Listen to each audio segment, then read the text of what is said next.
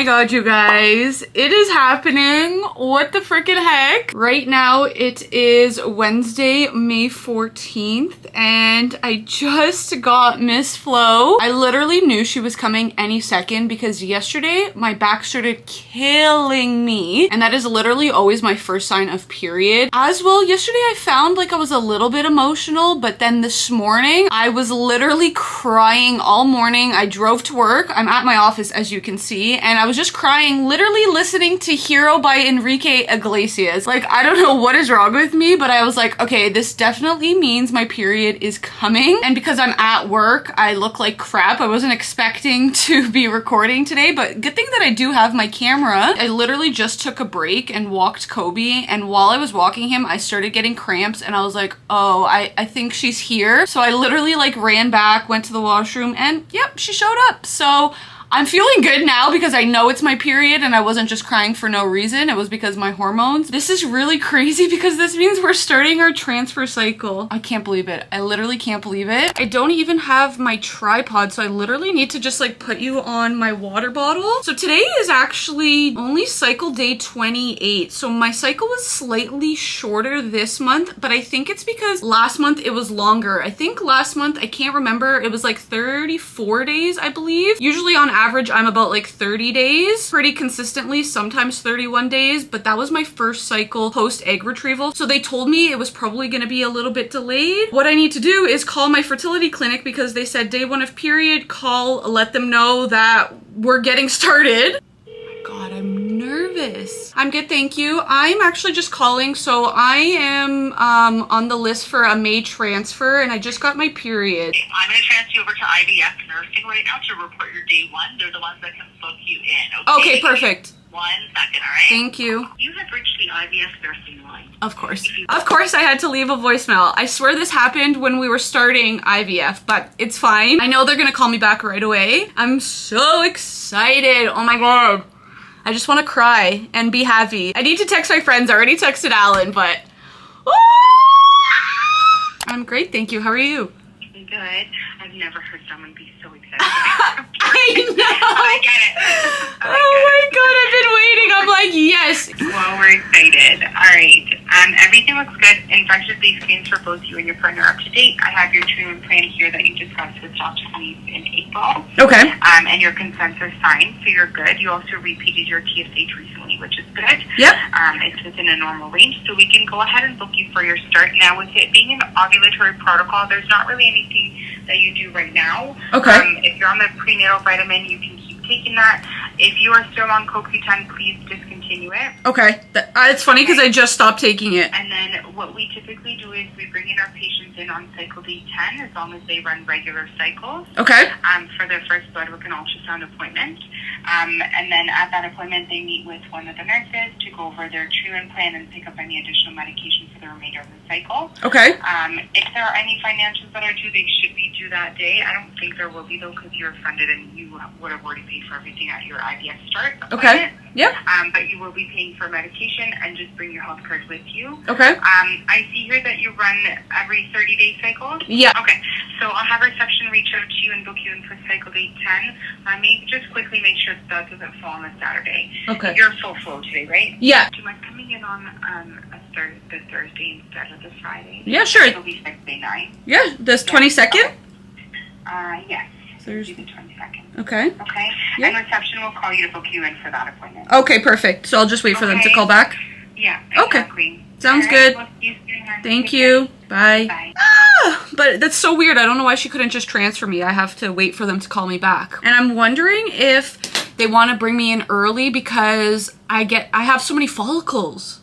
So they probably want to keep track because I told you guys before, am I blurry? I can't tell. They want to do an ovulatory cycle, which means I'm going to be doing like limited to no medication. Like we're just going with the flow of my body. So I'm just going to wait for them to call back. I need to do some work, but I'm so excited. Holy, I'm looking like a hot mess. Seriously, I need to shower, but I just got home from work and my clinic called me back. So they confirmed next week I'm going cycle day 9 instead of cycle day 10 is what they usually do. Thursday, May 22nd, 9 a.m. I'm going to be doing blood work, ultrasound, ultrasound. And then I'm gonna be meeting with the IVF nurse after to talk like the next steps, what the next like week and a half after that is going to look like. So it's looking like my transfer is gonna be like, I think closer to June 1st, June 2nd, potentially May 31st, but it's gonna be in and around there. But of course, I will keep you guys updated.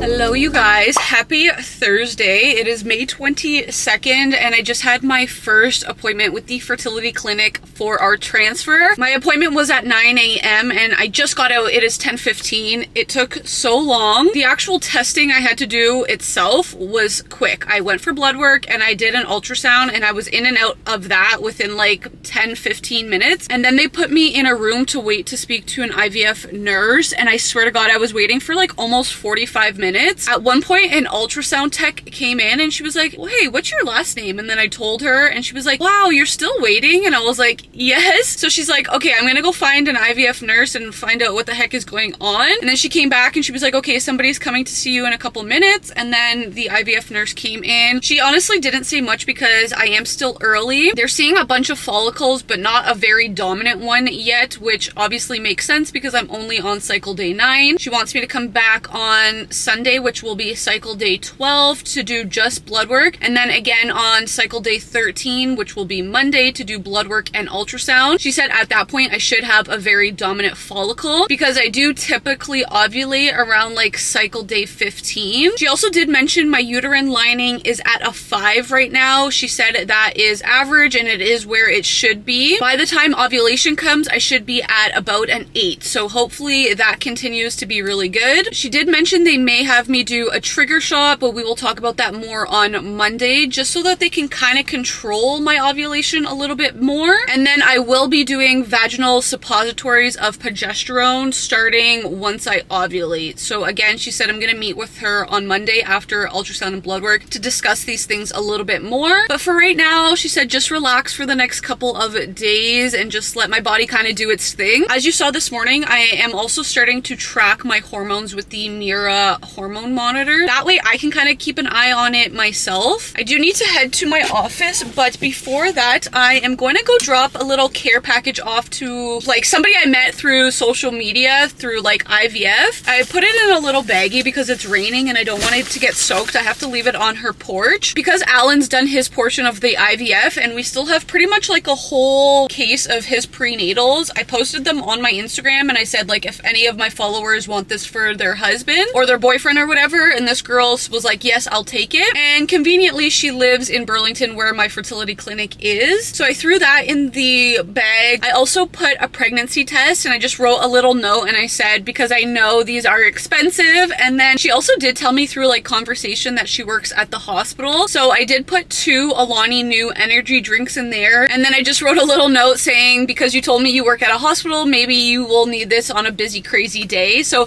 hopefully she likes that. Let's go drop that off. Oh my effing god, so cute. So I just dropped off the little package and she messaged me and she said she left something for me, and I was like, okay girl, that's so sweet, you don't need to do that. When I got there was like a little card with my name on it and a flower pot. Like, look at these. Oh my god, it's so cute. And the card says thank you on the front, and she wrote me a little note saying, Kayla, thank you for your generosity, wishing you all the best in your IVF journey, sending baby dust and prayers your way. And then at the bottom she wrote in quotes, where flowers bloom, so does hope. I'm crying, screaming, throwing up. Ah, I love this. This is so nice. If you are watching, thank you, girl. I genuinely just want to do things from the bottom of my heart, not because like there's a reason. So this was really, really nice. It is a lot later. I had such a crazy day at my office and the fertility clinic called while I was working and I just haven't had time to update you guys. As soon as I saw that they were calling, I was like, okay, they made some sort of change. So basically the IVF nurse that I met with this morning after my appointment, she said she spoke to my IVF doctor afterwards, and I guess my doctor said she doesn't want to wait until Monday to do an ultrasound. So she wants me to do an ultrasound on Sunday as well, because Sunday was only supposed to be blood work. And now because I am doing both together, instead of my appointment being at 9:55 a.m., it is at 7:40 a.m. Ugh. Having to wake up that early on a weekend should be criminal, but it's fine. It is for a good cause, of course. It just does suck because I live like 45 minutes away, so it is going to be a really early morning. Honestly, I feel a little bit more comfortable with this because even myself, I was kind of thinking like waiting till Monday for an ultrasound might be too long, especially because we're doing like a natural ovulatory cycle. There's not a lot of control, right? It's kind of just based on my body. So like if I ovulate and they miss it, then we're screwed. So I feel a lot better about that. She also said completely ignore what she had told me about coming back on Monday, because she said now it kind of changes it. We're gonna see on Sunday. I'll meet with her again after my Sunday blood work and ultrasound, and then we'll kind of talk about if I need to come in Monday, if I need to come in Tuesday, and then what that's gonna kind of look like. It's just crazy how fast things change during IVF. Like sometimes it feels so slow, but sometimes when you're in it, like things are just always changing, which is another reason why IVF is so hard. Like if you're going through IVF, you know what I'm talking about, or if you are going to be going through IVF, you know, within the coming weeks or months, it's hard to make like concrete plans because things are always changing. So like I have so many girlfriends that are like texting me and they want to see me before the transfer and like hang out, and I'm like, I honestly don't know if I can, because one, I'm crazy busy with work, but two, everything is just kind of up in the air. I also totally forgot. I can't remember.